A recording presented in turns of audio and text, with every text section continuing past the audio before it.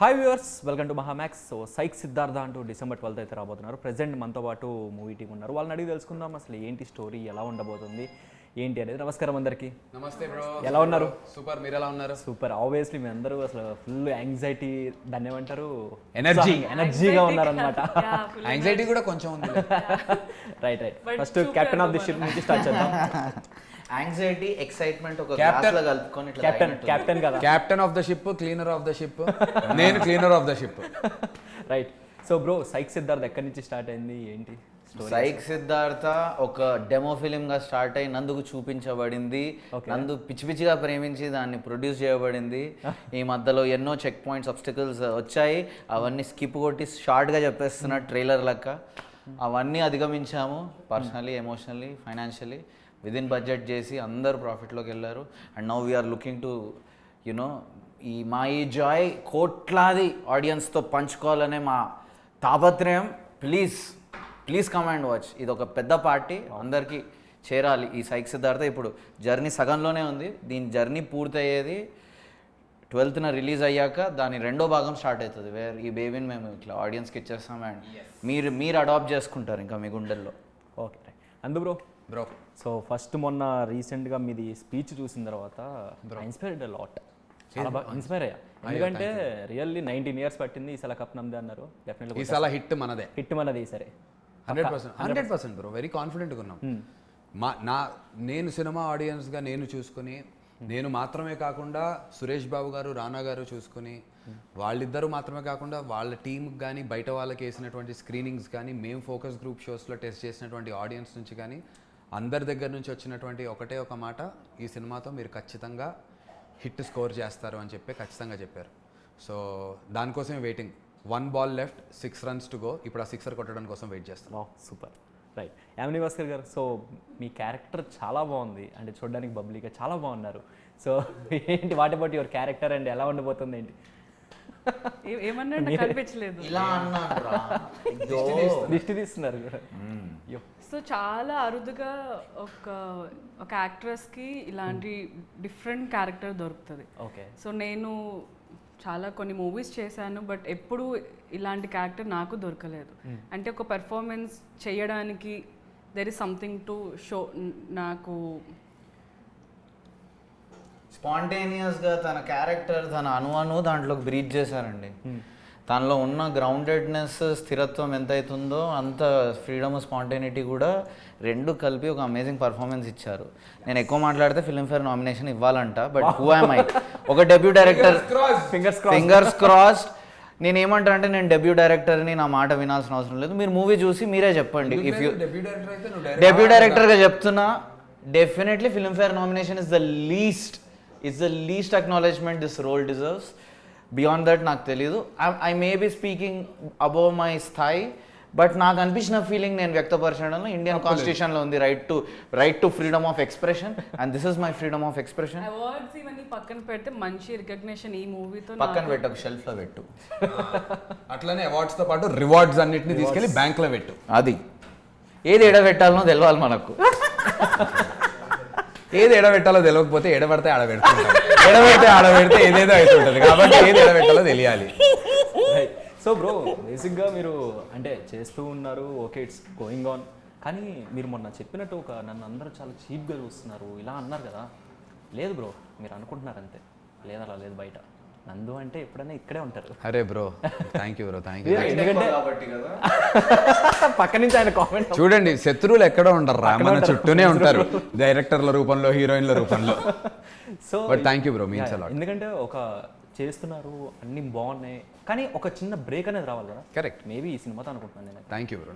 నా నమ్మకం అదే, ప్రేక్షకులు కూడా అదే నమ్ముతున్నారు. కాబట్టి ఈ నమ్మకాలన్నీ కుదిరి అది డెలివర్ అవుతుంది అని చెప్పి ఒక పాజిటివ్ వైబ్ అయితే ఉంది. డెఫినెట్గా చాలా చాలా పాజిటివ్గా ఉంది. ట్రైలర్ లాంచ్ అయిన దగ్గర నుంచి సినిమా జనాల్లోకి వెళ్ళినటువంటి విధానం, సైక్ సిద్ధార్థ క్రియేట్ చేసుకున్నటువంటి బజ్, మేము చేసాము అనటం అనేది మేము నిమిత్త మాత్రలు మాత్రమే.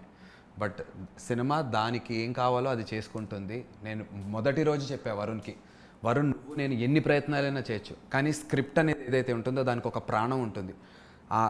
అదంతటికి అదే డిసైడ్ చేసుకుంటుంది. నాకు ఈ యాక్టర్ కావాలి, నాకు ఈ డిస్ట్రిబ్యూటర్ కావాలి, నాకు ఈ కైండ్ ఆఫ్ పబ్లిసిటీ కావాలి, నాకు ఈ పోస్టర్ పడాలి అని ఆ ప్రాణం ఉన్నటువంటి స్క్రిప్ట్ డిసైడ్ చేసుకుంటుంది. దాన్ని అది ముందుకు తీసుకెళ్లి ప్రేక్షకుల్లో అది 100 ఏళ్ళు బ్రతుకుతుంది. సినిమా 100 ఏళ్ళు బ్రతుకుతుంది, 1000 ఏళ్ళు బ్రతుకుతుంది. మనుషులంగా మేము బ్రతకకపోవచ్చు, మనం బ్రతకం ఆబ్వియస్గా, బట్ సినిమా ఎల్లప్పుడూ నిలిచిపోతుంది. సో మనకి మించినటువంటి ప్రాణం సినిమాకు ఉంటుంది కాబట్టి దానికి కావాల్సింది అది తెచ్చుకుని అది చేస్తోంది. అండ్ మీరు అన్నమాట నిజమవుతుందని చెప్పి ఖచ్చితంగా మాకు నమ్మకం ఉంది. మీలాంటి యువకుల కథ అన్నారు ఏంటి? ఎవరు యువకులు? మీరే బ్రో. మాదేనా? మీలాంటి యువకుడి కదా. మీకు బ్రేకప్ అయిందా లైఫ్లో ఎప్పుడైనా?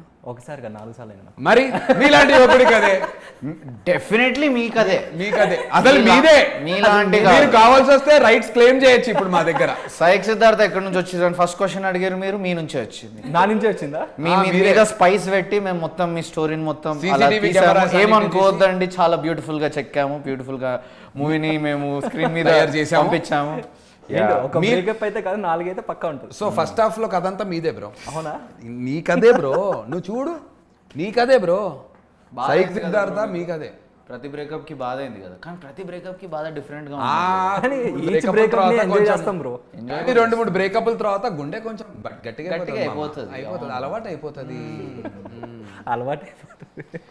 వెంకీ సినిమాలో ఒక డైలాగ్ ఉంటుంది, వెంకీ నీకు 40 ఏళ్ళ వరకు కష్టాలు తప్పదయ్యా అని వెంకీ గది ఇంకోళ్ళు చెప్తారు. ఆ తర్వాత గురించి అదే అలవాటు.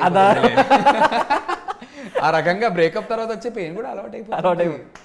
అంటే ఇప్పుడు ప్రెసెంట్ జనరేషన్ జెన్జీకి బాగా కనెక్ట్ అవుతుంది నాకు తెలిసి. కరెక్ట్గా 100%. నాట్ జస్ట్ జెన్జీ తర్వాత బ్యాచ్ వరకు ఒక 40 ఏళ్ళ వాళ్ళ వరకు అయితే ఖచ్చితంగా బాగా కనెక్ట్ అవుతుంది. కానీ చాలా మందికి సెకండ్ హాఫ్ పెద్దవాళ్ళు కూడా చూడటం జరిగింది. 40 ఏళ్ళ పైన వాళ్ళు, 50 ఏళ్ళ పైన వాళ్ళు, కొంతమంది ఆంటీస్ కానీ అంకుల్స్ కానీ వీళ్ళందరూ కూడా ఆ సెకండ్ హాఫ్లో ఉన్నటువంటి ఎమోషన్ని చాలా మంది మెచ్చుకోవటం జరిగింది. ఫర్ ఎగ్జాంపుల్ జెన్జీ అని మనం కాయిన్ చేస్తున్నాము. కే రాఘవేంద్రరావు గారికి విపరీతంగా నచ్చింది సినిమా. చాలా మెచ్చుకున్నారు. సురేష్ బాబు గారికి ఎంతో నచ్చింది. పొద్దున డిసిషన్ తీసుకుంది సురేష్ బాబు గారు, ది గ్రేట్ సురేష్ బాబు గారు. సో ఆయన కనెక్ట్ అయ్యారు. జెన్జీ అని ఏమీ లేదు. I think all age groups might love this. Core audience అనేది ఒకటి ఉంటుంది, బట్ వెళ్ళిపోద్ది cinema into all age groups వెళ్ళిపోద్ది. సో మీతో చేసిన బొడ్డోడు నెక్స్ట్ లెవెల్ చేశాడు అసలు. ప్రద్యుమ్న యాక్చువల్లీ మనం అంత వాడి పేరు కూడా చెప్పలే. సో అంటే అప్పుడప్పుడు వాడితో మ్యాచ్ చేయలేకపోయేదాన్ని. అంటే చాలా ఇంప్రాంప్టు ఉంటాయి. వాడి ఏజ్ కి అసలు ఒక సీన్ ఏది చేసేస్తాడు. అమ్మ మీన్ చాలా బాగా చేశాడు సినిమాలో. నేను ఇన్ఫాక్ట్ చాలా తెలుసుకున్నా కూడా. అంటే మనకి కొన్ని ఇన్హిబిషన్స్ ఉంటాయి, ఆ ఏజ్ లో వాళ్ళకి ఉండదు కదా. వాడు అసలు భయం లేదు. నందుతో కూడా నందుని మ్యాచ్ చేసేవాడు అంట. ఈ ఎనర్జీస్ ని మ్యాచ్ చేసేవాడు, క్రేజీ చేసేవాడు. అండ్ బెస్ట్ చైల్డ్ యాక్టర్ గా ఖచ్చితంగా ఉంటుంది చూడండి నామినేషన్స్ లో తన పేరు going further. Pradyumna he will score it. Is a great kid. And usually పిల్లలు స్పాట్ లైట్స్ వచ్చే వరకు కొద్దిగా షై అయిపోయి సైలెంట్ అవుతారు. అవునవును.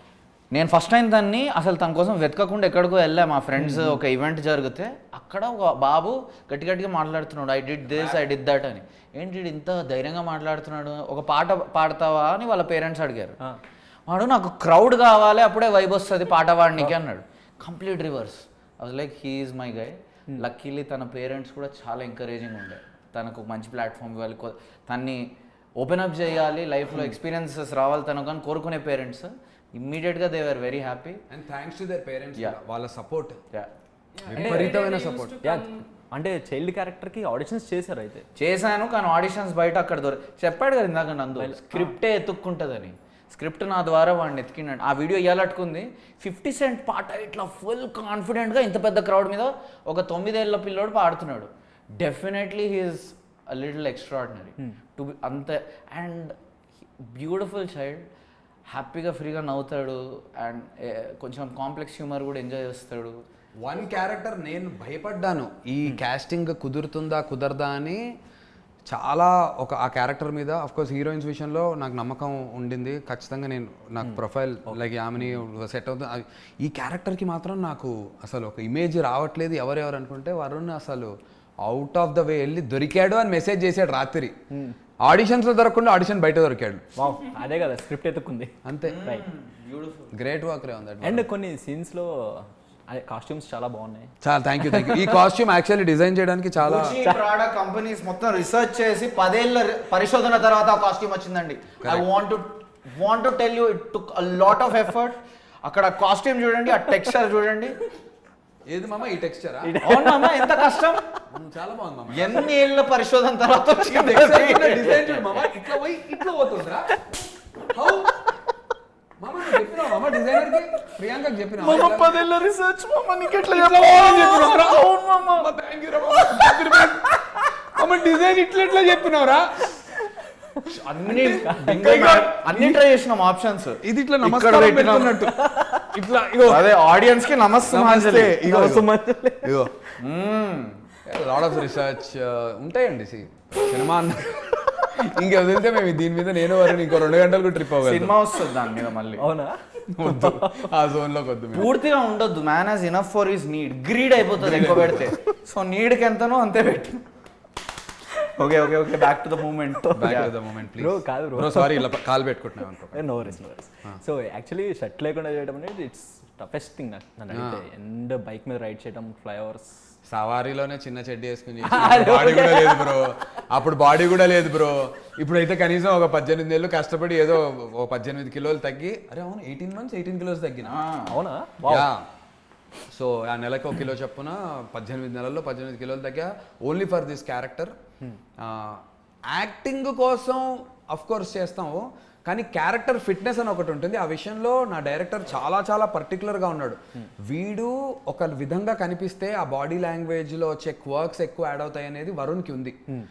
సో నాకు ఒక రోజు ఫోన్ చేశాడు, మామ నువ్వు you have to lean down ఈ క్యారెక్టర్ వర్కౌట్ అవ్వాలంటే అని. And then I took it up very seriously and then weight loss చేసుకుని చేశాను. అంటే పర్టికులర్గా ఈ క్యారెక్టర్ నాకు తెలిసి సర్కిల్లోనో లేదా ఫ్రెండ్స్ ఆఫ్ ఫ్రెండ్స్ ఎక్కడో ఎవరో ఒకరు ఉండే ఉంటారు. 100% ఖచ్చితంగా వాళ్ళ దగ్గర నుంచి తీసుకుని ఓకే ఇది లైన్అప్ తీసుకుంటే బాగుంటుంది. అట్లా ఎవరు ఎక్కడి నుంచి తీసుకుని? Okay okay. డెఫినెట్లీ ప్రతి డైరెక్టర్కి తన కథలో తన రియల్ లైఫ్ ప్రతి డైరెక్టర్కి తన కథలో తన రియల్ లైఫ్ ఎక్స్పీరియన్సెస్ కానీ ఆర్ ఎమోషన్స్ కానీ ఇంక్లూడ్ అవుతాయి. ఏమన్నా డైలాగ్ మర్చిపోతే ఇట్లా చేతిలో చూసుకొని చదువు, పర్లేదు. పూర్తి స్థాయిలో వరుణ్ రెడ్డి ఈ కథకి తన వంతు తన ప్రయత్నం చేసి తన జీవితంలో జరిగినటువంటి ప్రతి సంఘటనని పరిపూర్ణంగా ఈ చిత్రం అయిన ఈ స్క్రిప్ట్లో పెట్టడం జరిగినది. పెట్టిన తర్వాత దాన్ని చిత్రరూపకం దిద్దిన తర్వాత మిగతా నేను చెప్తా. Cooking is an art. Cooking is an when chef eats butterflies. మామ ఇది తుడుచుకపోయింది సెకండ్ ఇచ్చి.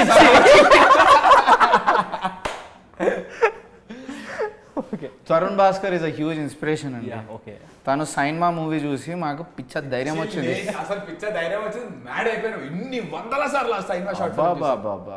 అసలు ఏవి లేకుండా అంత ఎమోషన్ క్రియేట్ చేయొచ్చు అవుట్ ఆఫ్ థిన్ ఎయిర్. అందులో యాక్టర్స్ అందరికి థ్యాంక్ యూ, ఆ డైరెక్టర్కి థ్యాంక్ యూ. సైన్మా ఒకటే కాదు, పెళ్లి చూపులు all is work. But origin story మనకు స్పైడర్ పుట్టింది సైన్మాతో. మా ఇద్దరికి గట్టిగా ఏంటి అసలు అది చూసాక మాకు ఇది తీయొచ్చు. న్యూ ఎక్స్పీరియన్స్ చేసిన కథ. ఇఫ్ యు సీ సైన్మా చాలా పర్సనల్ మూవీ అది తరుణ్ భాస్కర్. సినిమా గెలవాలి, అవగాహనతో ఎడిట్ చేస్తే సక్సెస్ కొట్టొచ్చు. It's a beautiful story. And సైన్మాలో ఆల్సో ఇన్ టర్మ్స్ ఆఫ్ గ్రామర్ని బ్రేక్ చేసి టెంప్లెట్ని బ్రేక్ చేయటం. ఆ ఇంటి బయట హీరోయిన్ కూర్చుని వాళ్ళ అన్నతో జరిగే ఒక భోజనం దగ్గర జరిగే డిస్కషన్, తన ఇంట్లోంచి వెళ్ళే ముందు షార్ట్ ఇక్కడ ఉంటుంది, వెనకాల టీవీలో ఒక సినిమా ప్లే అవుతూ ఉంటుంది, అది అక్కడే ఉంటుంది, మారదు. మరి అది మిడ్డు కూడా కాదు, పూర్తి మిడ్డు కూడా కాదు. ఎందుకు చూసాం అంతసేపు? ఇప్పటికి అర్థం కాదు. మ్యాజిక్ అది ఓన్లీ 100 చూడ మ్యాజిక్ అంటే so Tarun Bhaskar is an inspiration for us. We treat him like one of our. So ఎన్ని ఇయర్స్ జర్నీ ఇది మొత్తం కంప్లీట్? మా ఇద్దరిది 10 years క్లోజ్ టు. త్రేతయుగంలో మొదలైందండి. ఇప్పటికి ఇప్పుడు మూవీ బయట ఆ తర్వాత కలికి భగవాన్ వచ్చేంత వరకు ఈ సినిమా బతికించాలనే ప్రయత్నం. రైట్స్ కూడా అప్పటి వరకు ఇచ్చాం సురేష్ ప్రొడక్షన్స్ కి. కలికి భగవాన్ వచ్చే వరకు రైట్స్ వాళ్ళది. తర్వాత మేము తిరిగి తీసుకుంటాం టిల్ ది ఎటర్నిటీ. ఏంటి మామ అది ఉంటే సో యూజువల్లీ కాంట్రాక్ట్స్ లో ఒక బ్యూటిఫుల్ స్టేట్మెంట్ ఉంటుంది, we own the rights in all of universe till all of eternity. ఇట్లా ఏదో ఉంటుంది. మేము అది చూసి ఏంటి ఇలా ఉంటాయి ఆ కాంట్రాక్ట్స్ అంటే అలాగే ఉంటుంది. చాలా బ్యూటిఫుల్ క్లాజ్ అది. అంటే we can't define it. So basically it's to make sure that the rights are forever bought అని. అయితే మేము దాన్ని జోక్ వేసుకుంటుంటాం. అట్లా ఎట్లా మామ కల్కి భగవాన్ వచ్చినాక మనం తిరిగి తీసుకోలేదా మామ? But it's a joke. No offence. And dialogue writings కూడా చాలా బాగున్నాయి. డైలాగ్స్ ఒక్కొక్కటి వింటుంటే ఆహా ఇది జనరల్ మనం వాడుకునే లాంగ్వేజ్ లో తీసేసుకున్నారు. అది చాలా జాగ్రత్తగా అది వరుణ్ సోన్ స్టైల్ ఆఫ్ డైలాగ్ నేను డైలాగ్ రైటింగ్ అన్నది డైలాగ్ ఎక్స్ప్రెసింగ్ అనేటువంటిది ఒక సపరేట్ క్రాఫ్ట్ అని ఇప్పుడే కొత్తగా కాయిన్ చేస్తున్నాను. ఎక్స్ప్రెసింగ్ ద డైలాగ్, పేపర్ మీద రాసే డైలాగ్ వేరు, రాసిన డైలాగ్ని ఎక్స్ప్రెస్ చేసే విధానం వేరు. ఆ ట్రాన్స్లేషన్ చాలా మారుతుంది. స్పెషల్లీ సైక్ సిద్ధార్థకి, not just psych Siddharth but just Varun as a డైరెక్టర్గా his choice of delivering dialogues ఆ రకంగా ఉంటుంది. సో డైలాగ్ ఎక్స్ప్రెషన్ అనొచ్చు, he's very good at it. Basically ఏంటంటే మనం లివింగ్ రూమ్లో ఒక్కరమే ఉన్నప్పుడు మన ఫ్రెండ్స్తో కూర్చొని చిల్ అవుతున్నప్పుడు ఒకలాగా మాట్లాడతాం. ఆ వాస్తవికత, ఆ హ్యూమర్ ఎక్సలెంట్. మీకు గుర్తుంటే మీ లైఫ్లో కూడా మ్యాక్సిమం లాఫ్టర్ మీకు మీ ఫ్రెండ్స్తో ఉన్నప్పుడు ఒకటి ఇట్లా మా మూవీ చూసినప్పుడు వస్తుంది, మళ్ళీ మీ ఫ్రెండ్స్తో కూర్చున్నప్పుడు వస్తుంది. బట్ అంత జోక్స్ అపార్ట్ మీ ఫ్రెండ్స్తో కూర్చున్నప్పుడు డెఫినెట్లీ చాలా నవ్వుతారు, మెమరబుల్ ఉంటుంది. ఎందుకు ఒకలాంటి ఫ్రీడమ్ ఆఫ్ లాంగ్వేజ్ అది అంత ఉంటుంది. సో ఆ వైబ్ పట్టుకోవాలనేదే నా తాపత్రయం. And that is the attempt always మా డైలాగ్ రైటింగ్తో. యా. సో యామిని గారు, బేసిక్గా ఈ క్యారెక్టర్ డ్రెస్సింగ్ స్టైల్ అవ్వచ్చు చాలా డిఫరెంట్గా ఉంది. సో యూనిక్గా ఉంది కంప్లీట్గా. సో ఏంటి కాస్ట్యూమ్స్ పరంగా, దాని పరంగా క్యారెక్టర్కి ఎటువంటి? అగైన్ క్యారెక్టర్కి తగ్గట్టే they planned all this. The colours కూడా నా ఒక కలర్స్ ఉంటాయి, త్రిషావి ఒక కలర్స్ ఉంటాయి. ఆ ట్రాన్సిషన్ కూడా స్టార్టింగ్ నుంచి ఒకలా ఉంటుంది, సిద్ధార్థ్ పరిచయమాక ఒకలా ఉంటుంది. స్టార్టింగ్ అంతా స్లీవ్లెస్, బుట్ట చేతిలో అట్లాగా అలా క్యారెక్టర్ కాదు స్టార్టింగ్ అంతా స్లీవ్లెస్ కాదు, స్లీవ్లెస్ కాదు, అదే ఫుల్ ముడి వేసుకొని ఉంటది, చాలా అణిగి మనకి స్లోగా క్యారెక్టర్ ఓపెన్ అవుతుంది, sleeveless, open hair. So there is so much transition in the character. So character నుంచే కాస్ట్యూమ్స్ అన్ని దే డిజైన్. సో అంటే మీకు స్టోరీ చెప్పినప్పుడు ఒక పాయింట్ మనకి స్ట్రైక్ అవుతుంది, ఓకే ఈ పాయింట్ చాలా బాగుంది, అట్లా స్ట్రైక్ అయిన పాయింట్ ఏది బాగా? అది చెప్తే స్టోరీ రివీల్ చేసినట్టు అవుతుందా? I don't. యా. సో అంటే అది ఏదో ఇంటర్స్టెల్లార్ ట్విస్ట్ కాదు, అట్లా ఏం లేదు. క్యారెక్టర్ బ్యాక్ స్టోరీ అండి. క్యారెక్టర్ ఎక్కడి నుంచి వచ్చింది అనేది బాగా కనెక్ట్ అయింది.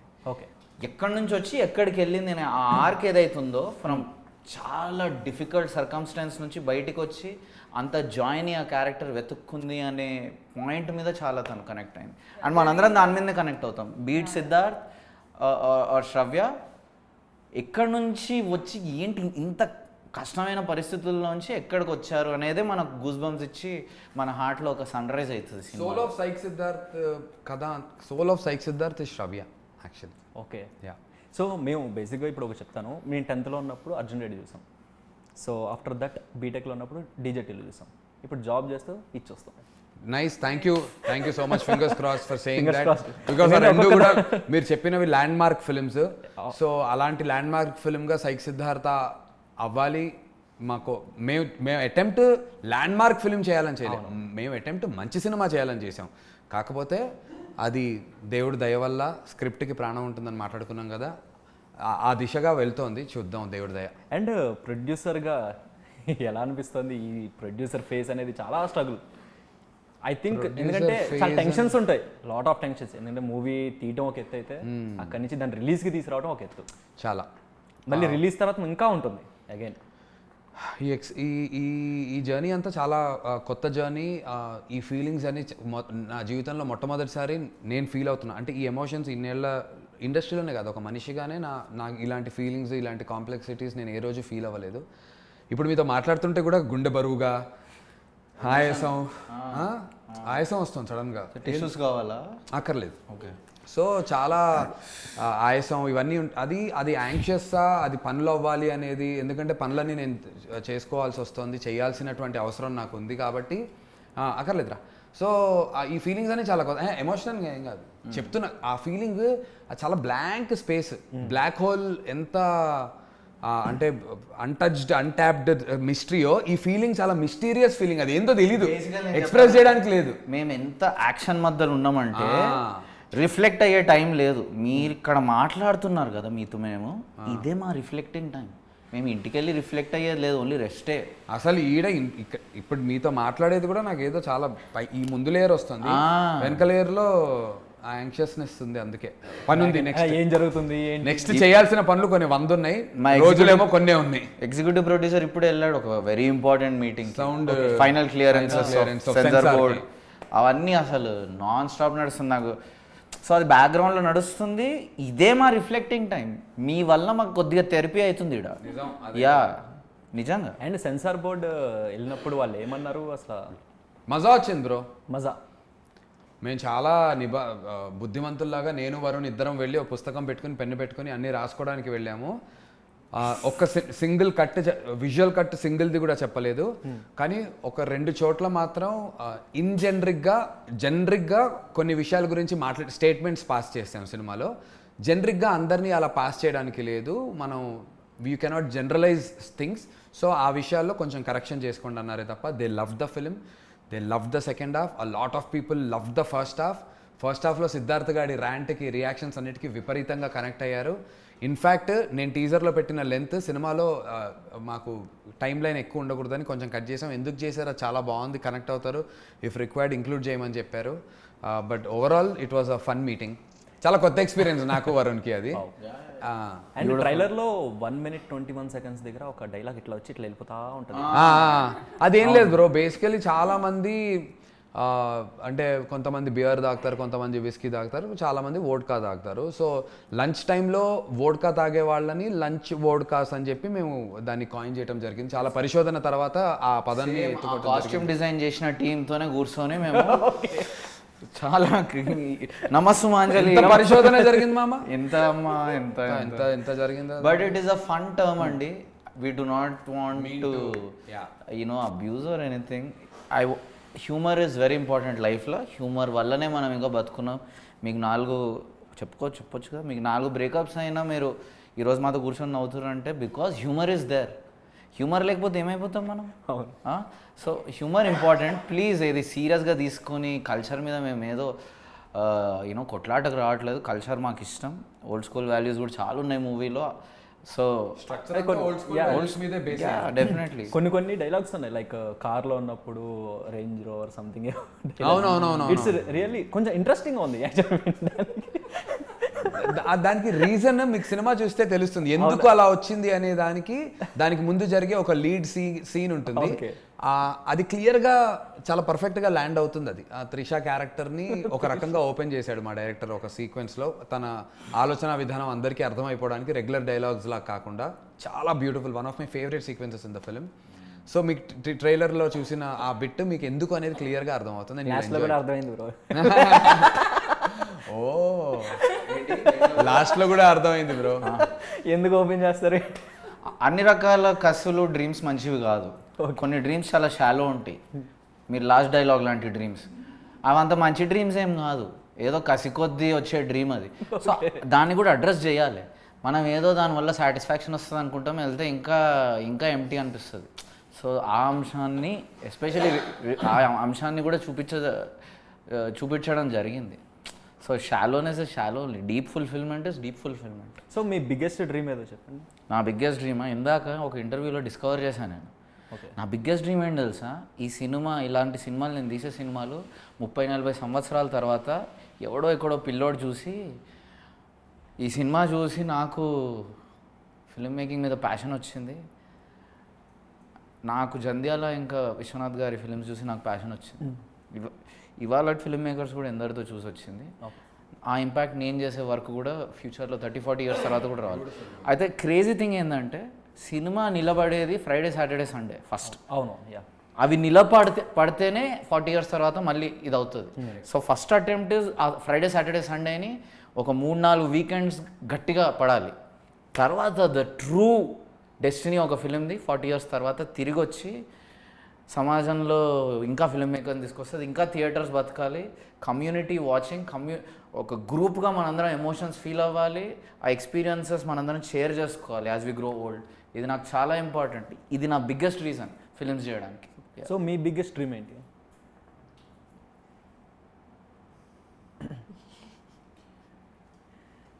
నేను ఏం ఆన్సర్ చూపియా